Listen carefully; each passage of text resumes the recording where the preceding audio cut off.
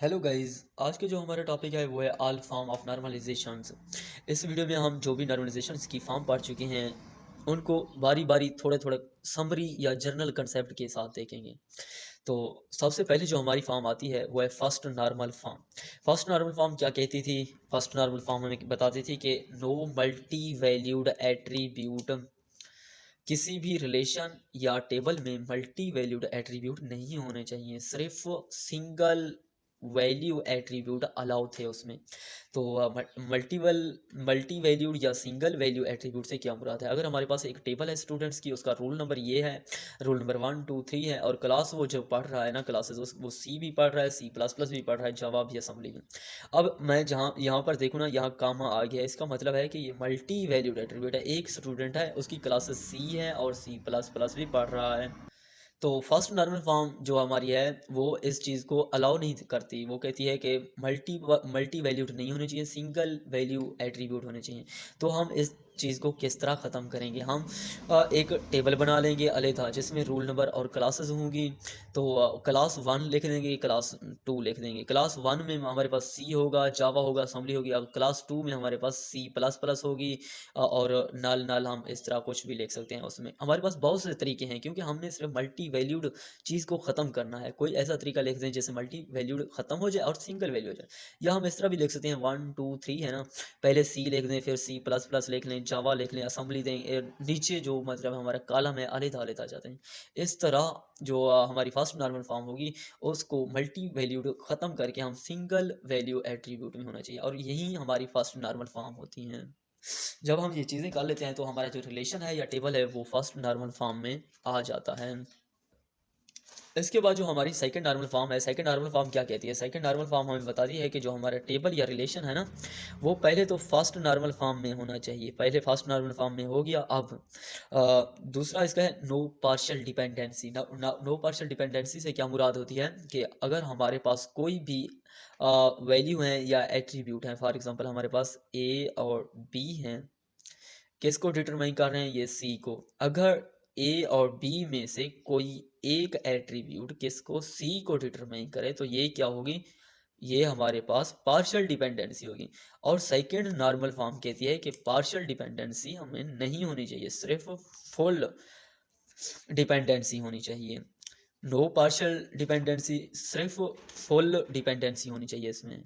क्या बता रही थी? सिर्फ हमारे पास फुल डिपेंडेंसी होनी चाहिए। अगर मैं आप लोगों को एग्जांपल दूं कि ए और बी, हमारे पास कोई एक कंपनी है और ए और बी उसके दो ऑनर हैं, तो इनमें से एक जो बी है वो बी इसमें से निकल के कोई सी बंदे को एक्सेस कर रहा है कि तुम मेरे लिए ये काम कर, मैं आपको ये चीज़ दूंगा। तो इसका सिंपल मतलब क्या बना कि ए और बी जो है इनकी आपस में गड़बड़ जा रही है। जब आपस में गड़बड़ जा रहेगी तो कंपनी में आपस वो कैसे लेकर करेंगे? अगर ये दोनों बंदे एक साथ एक्सरसाइज करते हैं तो वो उस सूरत हाल में ये सही होगा। तो यही चीज़ हमें मतलब सेकंड नॉर्मल फॉर्म कहते हैं कि पार्शियल डिपेंडेंसी नहीं होनी चाहिए, फुल डिपेंडेंसी होनी चाहिए। और फुल डिपेंडेंसी ये चीज़ हमारे पास क्या होगी? ये कोई भी कैंडिडेट की होगी या प्राइमरी की होगी। प्राइमरी की या कैंडिडेट की ही एक्सेस करेगी किसको? नॉन प्राइम एट्रीब्यूट को। अब इसका क्या मतलब बना कि ए बी कोई भी यूनिक एट्रीब्यूट हैं, यूनिक वैल्यू हैं, यूनिक चीज़ें हैं जो एक नॉन यूनिक एट्रीब्यूट को डिटरमाइन कर रही हैं, और वो जो भी कैंडिडेट की है, प्राइमरी की है, उसको पूरा जो मतलब फुल डिपेंडेंसी है वो होनी चाहिए। उसके प्रॉपर सबसेट की डिटर्मिनेशन या मतलब डिपेंडेंसी दूसरे नॉन नॉन प्राइम एट्रीब्यूट या नॉन यूनिक एट्रीब्यूट पर नहीं होनी चाहिए। तो जो हमारा ए बी है वो एक यूनिक है, और यूनिक ही नॉन यूनिक एट्रीब्यूट को एक्सेस करेगा विद फुल डिपेंडेंसी, ना कि पार्शियल डिपेंडेंसी। ये हमारी सेकंड नॉर्मल फॉर्म हमें बता रही है। अब उसके बाद हम चलते हैं कि थर्ड नॉर्मल फॉर्म हमें क्या बताती है। थर्ड नॉर्मल फॉर्म बताती है कि पहले जो हमारा टेबल या रिलेशन है सेकंड नॉर्मल फॉर्म में हो गया, ओके, हमने कर लिया उसको सेकंड नॉर्मल फॉर्म में। अब कहती है नो ट्रांजिटिव डिपेंडेंसी, इनके दरमियान ट्रांजिटिव डिपेंडेंसी भी नहीं होनी चाहिए। ट्रांजिटिव डिपेंडेंसी क्या होती है? फॉर एग्जाम्पल ए एट्रीब्यूट है, किसको डिटरमाइन कर रहा है? बी को। बी डिटरमाइन कर रहा है सी को। और जो ए है, ए क्या है हमारे पास? ए कोई कैंडिडेट की है। ए कैंडिडेट की है, किसको एक्सेस कर रही है, बी को, और बी क्या है, बी एक नॉन यूनिक एट्रीब्यूट है, मतलब नॉन प्राइम एट्रीब्यूट है, वो एक्सेस कर रहा है सी को। ये एक ट्रांजिटिव डिपेंडेंसी, इस लिहाज से ए भी सी को एक्सेस कर रहा है, लेकिन किस लिहाज से, बी के लिहाज से। तो बी इसके दरमियान मतलब ब्रिज का काम कर रहा है, इसके थ्रू, बी के थ्रू ए सी को डिटरमाइन कर रहा है। तो इसका क्या मतलब है कि दूसरी जब हम ये स्टेटमेंट पढ़ते हैं वो कहते हैं no non prime should determine non prime. यहाँ एक नॉन प्राइम एट्रीब्यूट है ये वाला बी, और वो नॉन प्राइम किसको एक्सेस कर रहा है, वो भी सी को कर रहा है। ये आप इस तरह समझ लें कि कोई भी एक दो दोस्त हैं, ए और बी, कोई भी दोस्त है, ए है ये फिनेंशियली तौर पर स्ट्रांग है और बी है जो फिनेंशियली तौर पर वीक है। ए उसको प्रॉमिस करता है, दोस्ती करता है उसके साथ कि आप इस बारे में टेंशन ना करें, मैं आपको सपोर्ट करूंगा। जब वो इसको चीज़ें देता है, उसको सपोर्ट करता है, तो बी भी आगे सी को कह देता है कि मैं भी आपको सपोर्ट करूंगा। फॉर एग्जांपल बाई चांस वो अगर ए बी को सपोर्ट नहीं कर रहा तो सी तो गया। तो इस वजह से ट्रांजिटिव डिपेंडेंसी नहीं होनी चाहिए। अगर किसी के फिनेंशियली तौर पर या कोई स्टूडेंट वगैरह इंटेलिजेंस है जो इसकी मदद करना चाहता है, तो वो सी की भी मदद करें डायरेक्ट। ये हमें थर्ड नॉर्मल फॉर्म बताती है। तो इसके बाद हम पर चलते हैं, क्या कहती हैं कि नो ट्रांजिटिव डिपेंडेंसी सिर्फ नॉन प्राइम एट्रीब्यूट को फाइंड नहीं कर सकता। जो ये क्या था, कैंडिडेट की थी, या मतलब या प्राइमरी की ही डिटरमाइन करे बी को, और प्राइमरी की या कैंडिडेट की ही डिटरमाइन करे सी को। अब हम चलते हैं BCNF की तरफ। BCNF क्या कहती है कि जो हमारी टेबल या रिलेशन है, पहले तो वो होगा थर्ड नॉर्मल फॉर्म में। ओके हो गया, थर्ड नॉर्मल के फॉर्म जो हमारा मतलब है फंक्शनल डिपेंडेंसी दी होगी, जिस तरह ये फंक्शनल डिपेंडेंसी दी हुई है बी को, और हम ए को कर लेते हैं सी को। LHS मस्ट बी कैंडिडेट की या सुपर की। तो जो हमारी ये फंक्शनल डिपेंडेंसी है, ये फंक्शनल डिपेंडेंसी होगी ए और ए, यहाँ क्या है, ये हमारी कैंडिडेट की है, और वो लेफ्ट हैंड साइड है। LHS मस्ट बी या मस्ट बी कैंडिडेट की या सुपर की। तो हमारी ये कैंडिडेट की है बी और सी के लिए। तो वो लाजमी जो BCNF में होगा, तो उसके लिए लाजमी कंडीशन है कि जो हमारा LHS है वो मस्ट भी कैंडिडेट की हो, प्राइमरी की हो या सुपर की हो, इनमें से कोई भी लेफ्ट हैंड साइड में होना चाहिए। तो वो हम जब रिलेशन या टेबल बन के आएगा वो हमारा BCNF में होगा। तो उसके बाद हम चलते हैं फोर्थ नॉर्मल फॉर्म में। फोर्थ नॉर्मल फॉर्म में क्या बताती है कि हमारा जो रिलेशन या टेबल है, पहले तो BCNF में होना चाहिए, BCNF में LHS वगैरह ये होना चाहिए जो मैंने अभी बताया है। तो नो मल्टी वैल्यूड डिपेंडेंसी, इसमें नो मल्टी वैल्यूड डिपेंडेंसी भी नहीं होनी चाहिए।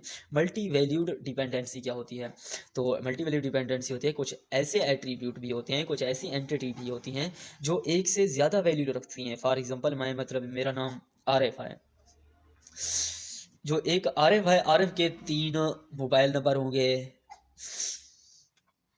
और इसके 3 ईमेल होंगे, एक एंटिटी के इतनी, जबकि मोबाइल और ईमेल का आपस में रिलेशन भी नहीं है। तो हम इस तरीके में क्या करेंगे, दो अलग टेबल बनाएंगे, आरिफ और मोबाइल, आरिफ और ईमेल। तो जो ज़्यादा बढ़ रही हैं, मतलब मोबाइल या ईमेल है ना, इसको हम एक एक बारी लिखेंगे, मतलब उसके इस तरीके से ना उसको डीकम्पोज कर लेंगे। कहने का मतलब ये है, जब वो डीकम्पोज हो जाएंगी तो वो हमारे लिए आसान हो जाएंगी। डीकम्पोज हो जाएंगी तो हमारे पास मल्टी वैल्यूड नहीं रहेंगी, वो फिर सिंगल वैल्यूड में आ जाएगा। डीकम्पोज होगी, आरिफ के नंबर ये वाला आ गया, आरिफ के मोबाइल ईमेल ये वाली आ गई। तो वो पहले था एक टेबल है, उसमें मतलब है कोई भी नाम है उसका टेबल का, उसके अंदर जो एंटिटी है आरिफ, आरिफ की एक ही टेबल में 3 मोबाइल नंबर, 3 ईमेल, फिर नेम भी मतलब first name, second name, middle name वगैरह इस तरह के होते हैं, वो मल्टी वैल्यूड होने चाहिए। जो फोर्थ नॉर्मल फॉर्म कहती है वो मल्टी वैल्यूड एट्रीब्यूट भी हमें अलाउ नहीं करती, हम उसको भी डीकम्पोज करेंगे किसी ना किसी तरीके से। जिस तरह हमने इसको किया, अलग अलग टेबल बना देंगे।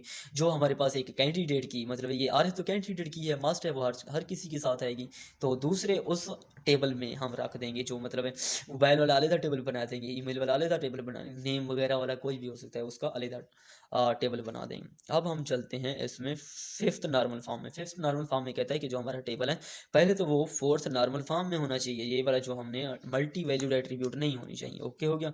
अब वो कहता है लॉज लेस डिकम्पोजिशन होने चाहिए। एक लॉसी डिकम्पोजिशन होती है, एक लॉसलेस डिकम्पोजिशन होती है। जो लॉसलेस डिकम्पोजिशन होती है, इसका मतलब है कि हमारे पास कोई भी रिलेशन है और ए, बी और सी, ये हमारे पास उसके एट्रीब्यूट हैं। अगर हम इस रिलेशन को मज़ीद डिकम्पोज करें, R1 को टेबल बना दें ए बी के साथ, और R2 को जो करें ना, R2 वाला रिलेशन वो करें ए और सी के साथ, इस चीज़ को कहते हैं कि ये लॉसलेस डिकम्पोजिशन है। अगर हमारे पास ए बी की मैं अलहदा टेबल बना लेता, ए और बी और सी की अलहदा बना लेता, तो उस तरह से हमारे पास कोई कॉमन एट्रीब्यूट नहीं होता।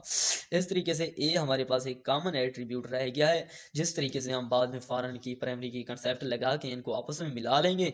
और वगरना मतलब मैं इस तरीके से करता हूँ ना, ए बी और बी सी, इस तरीके से ये वाले कॉमन हैं। लेकिन इस तरीके से जो हमारे पास चीज़ें आएंगी उसमें जो हमारी टप्पल होंगी, नंबर ऑफ टप्पल बढ़ जाती हैं उसमें। तो इस चीज़ को ख़त्म करने के लिए हम फर्स्ट नॉर्मल फॉर्म का यूज़ करते हैं।